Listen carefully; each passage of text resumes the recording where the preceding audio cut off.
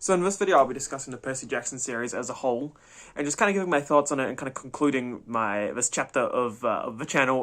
We've had a lot of videos just reviewing the entire series, so yeah, I thought I'd just take some time and just sort of discuss my thoughts about the series as a whole. So just so for your information, this whole thing will be infested of spoilers, so yeah, just be aware about that.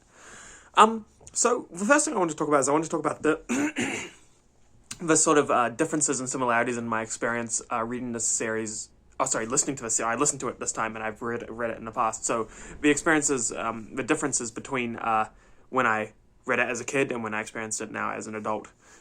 So the main thing that's interesting is that there are a lot of similarities. Most things actually, honestly, remain pretty unchanged for me. I remember sort of questioning some of the stuff about Percy Jackson even when I was a kid. But I remember, just really still enjoying the comedy aspect. I related to Percy Jackson a lot more when I was younger. I don't relate to him as much because obviously he's a lot younger than me now. So, it's harder for me to relate to a 12, 13, 14-year-old than it was, obviously, when I was a 12, 13, or 14-year-old. So that's something that the series has sort of lost for me. But the other stuff that's still there, the comedy's still there, the characters are still good, the story is still really, the individual stories are still really solid, and the overall series story is still really solid. And so all of that is still the same. The only thing that sort of changed is, one other thing that sort of changed is that I'm just sort of more aware of the flaws of the series now, particularly because and it may be that it's because I'm thinking about what I'm going to say in these reviews, so I'm being even more analytical than I might normally be. So yeah, that's kind of the differences between my experiences as a kid and now as an adult. So yeah, that might be something to keep in mind if you've read the series when you were younger and now you're deciding whether it might be worth a re-go. And I would say that it is. So sort of my conclusion at the end of this little segment is that if you enjoyed this when you were younger, you will probably still enjoy it now. It's still a fun, enjoyable series, just with some of the flaws that I've been discussing in these videos, such as the sort of plot holes and plot inconsistencies and things that don't make a lot of sense. But that's okay because you don't mind that because you're having a good time, and that's important. Kind of reminds me of some of the Marvel movies like that, where things don't really make sense. Like, why is there some dude in a spider suit fighting like an interdimensional god? But you're having fun. Who really cares? Although I'd actually almost say that I actually prefer Percy Jackson in this way because Percy Jackson is more grounded and human, in my opinion, in the Marvel movies. But anyway, that's a video for another day.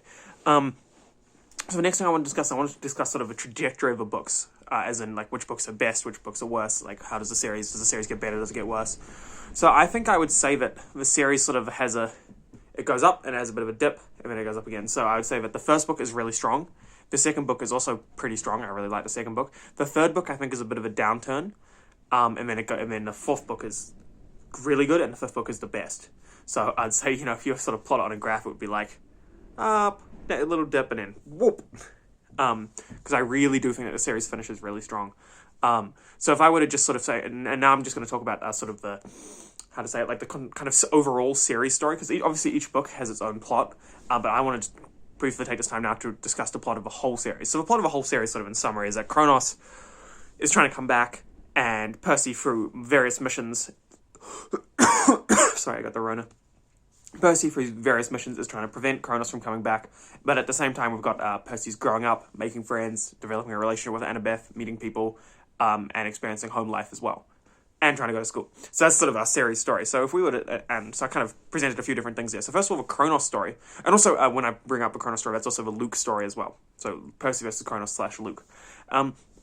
So I'd say that is a really enjoyable story, meta story that goes over the whole series.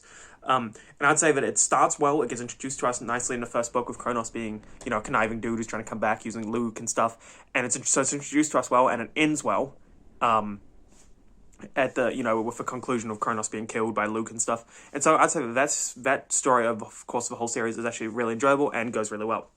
Percy Jackson sort of growing up also is really cool. We get to see that. He develops relationships with people. So I'm thinking Rachel, Annabeth, Grover, Tyson as well. And so we get to see Percy, that storyline of Percy coming of age, sort of.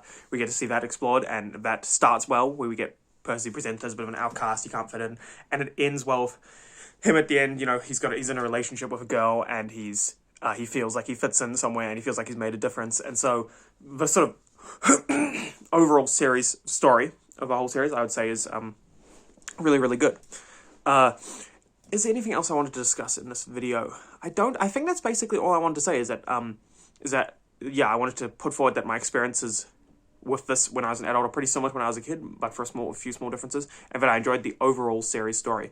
And yeah, maybe I'll just quickly jump into some of the themes of these books. I don't want to write an English essay here, but I thought that I really enjoyed the sort of coming of age thing of like where Percy's growing up over course of each book, and he starts to become a little bit more mature, and a little bit more and it's not necessarily that he becomes mature in any sort of big brain way, but rather he sort of acclimatizes to the world he's in. So by the time he gets to book 5, he's like, monsters, I don't really care about those, I've, fought like 10,000. Like, he sees the Minotaur again, and instead of, I think that's a really direct comparison, so in the last book he sees the Minotaur, and in the first book he sees the Minotaur. In the first book he's terrified, he's never seen a monster before, in the last book he's like, yeah, cool, like, buddy, I'm just gonna, like, kick you over the edge of a bridge. And I think that's really cool, and, like, works in the story, but also it's a little bit, perhaps, of a metaphor as well, or can be seen as a metaphor. It's like, when you first meet a monster, which is, maybe something that's a problem in your life or an issue, or even just something you have to do. Maybe you have to write an essay. The first time you do that, it's really terrifying. By the time you've been doing it for 5 years, you get to it and you're like, oh yeah, whatever, I'm going to kick you off the edge of a bridge, so to speak, proverbially. So yeah, I enjoyed that. And yeah, honestly, overall, just to sort of summarize this whole Percy Jackson experience, I would say that I had a great time, like, re-experiencing these books.